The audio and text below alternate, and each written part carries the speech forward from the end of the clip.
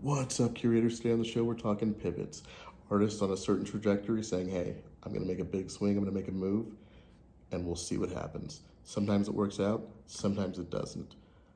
Most of the albums on the show work out. Otherwise, I wouldn't have bought them unless it was an accident.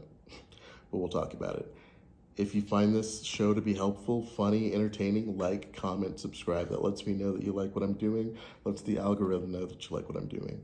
Makes it more incentivized for me to make more content for you. Let's get started.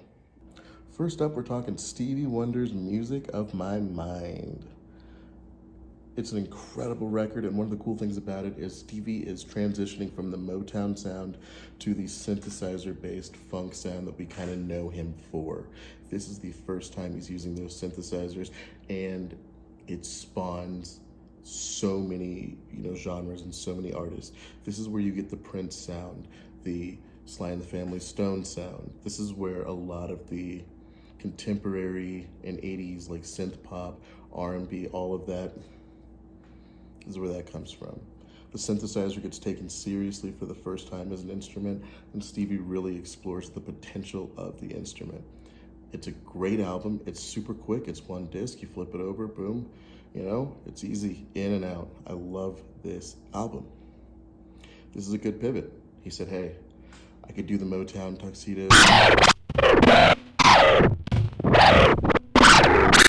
could do that forever. But for my artistic satisfaction, I'm gonna take a swing. He took a swing, it was a hit. Shout out to Stevie Wonder, Music of My Mind. The album's been reprinted a million times. You can get it, super easy to find. It's a great album to add to your collection. Get that album. Now, when people think about Miles Davis, they think about one of two albums, Kind of Blue, 1959's jazz classic, or this guy right here, Bitches Brew. This is considered his foray into electric music, and it's a great album. But this isn't actually the pivot we're talking about. This album, In a Silent Way, from 1969, that's the actual electric pivot for Miles Davis. This is when he starts using those synthesizers, those electric guitars, gets away from the acoustic bass. This is the introduction to electric Miles Davis. It's not as good selling as Bitches Brew, which was the second greatest selling jazz record of all time, following Kind of Blue. But this is the pivot. This is where it happens. This is where Miles said, hey, I've taken jazz as far as I could take it. Let's see what else there is. Let's start modernizing this shit. Now, this doesn't have the rock influences that Bitches Brew would have, but the origins and foundations of that rock and funk, the sort of straight rhythm section against the loose horns and things like that, comes from this album.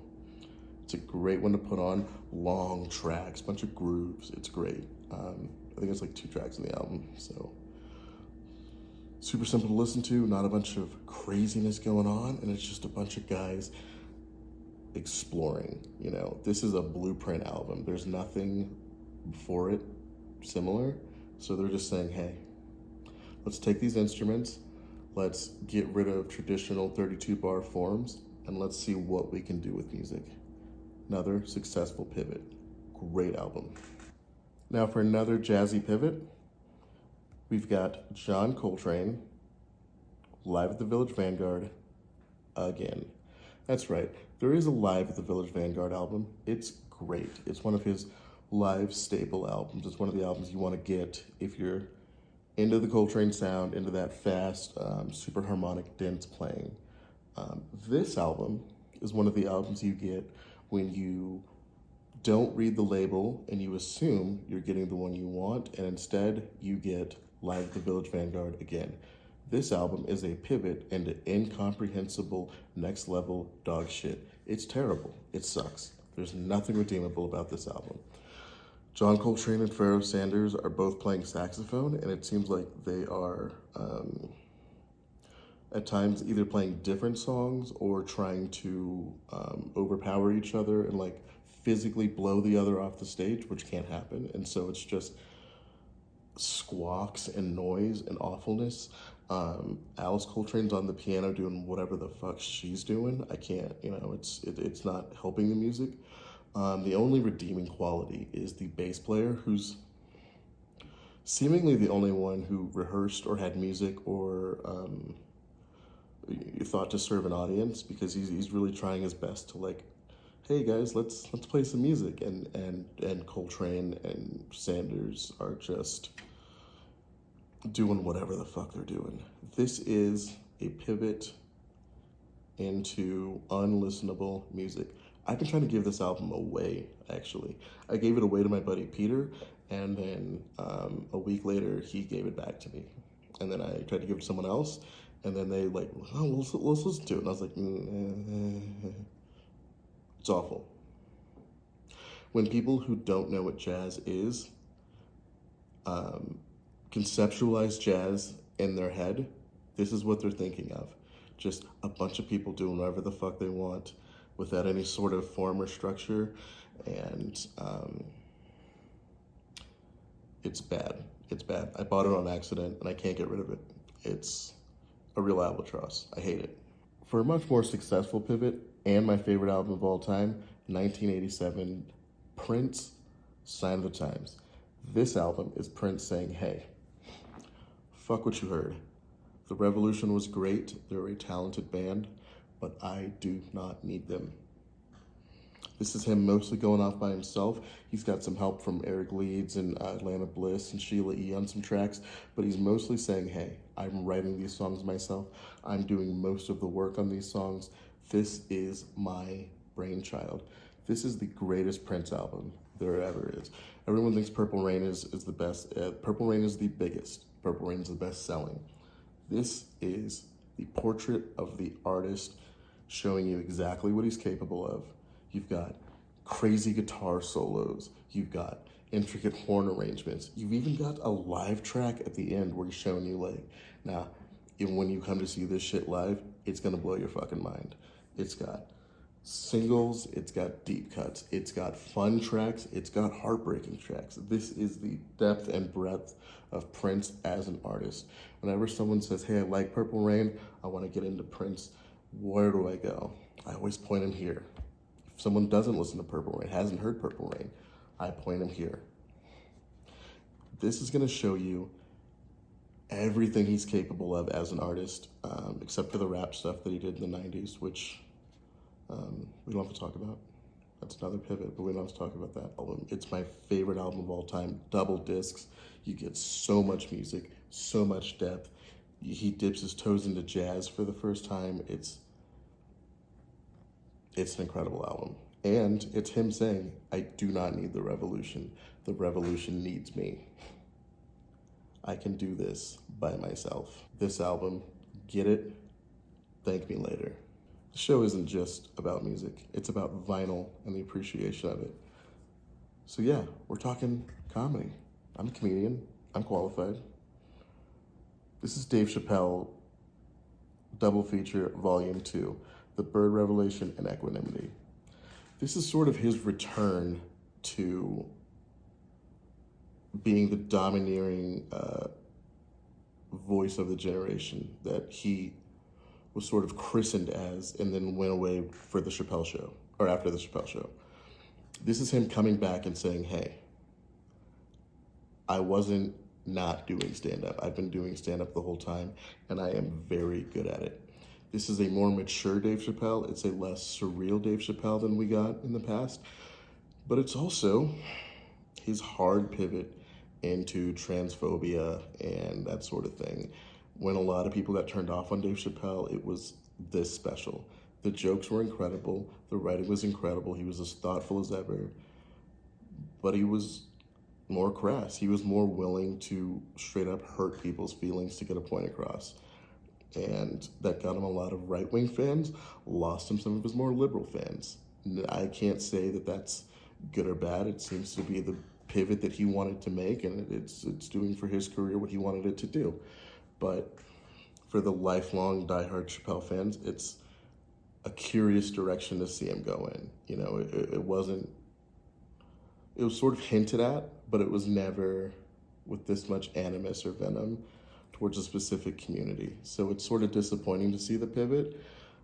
He's still one of the greatest comics to ever live. It's just with material like this, it's not as appealing to the masses as some of his earlier stuff. This is also the pivot into the Marvelification of Dave Chappelle. What does that mean? Dave Chappelle is one of the only comedians who in their specials references past specials. And if you haven't seen those past specials,